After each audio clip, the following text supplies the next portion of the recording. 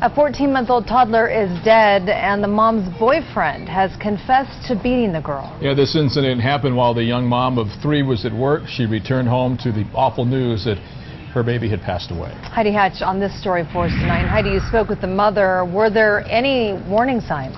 Really, no, she says. Shauna, this young mom says there had been no trouble. She'd recently left an abusive relationship, she says, to make sure that her children were safe. And when she left for work yesterday, her kids' safety was not a concern. I said, I know that you are better than this.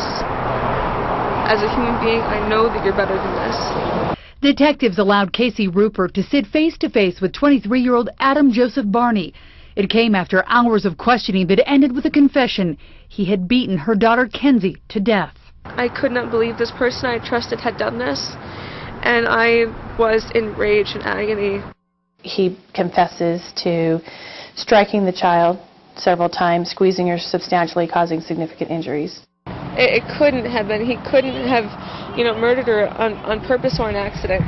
Barney was living at the Western Colony Inn on 24th Street with Rupert and her 3 children, ages 5, 3, and 1. He worked online and cared for the children while she worked at the Home Depot call center. All the signs pointed to I could trust him. This really, truly came out of nowhere. The two met in their LDS congregation and moved in together after Rupert moved out of a home where she feared for her children's safety. I love to try and make things safe for her, ironically. Rupert moved to Utah early this year and feels a desperate loneliness with her 2 older children now in state custody.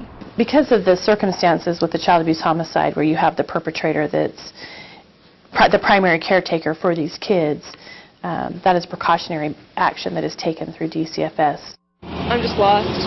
I don't know what to say or do or really how to move on from this point.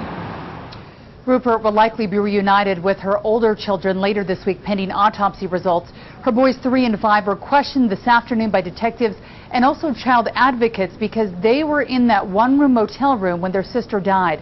It is a tragic situation for the single mom that, by all accounts, talking to her today, was really trying to provide for her children and care for them the best that she knew how. Mark and Shauna. All right, Heidi, thanks.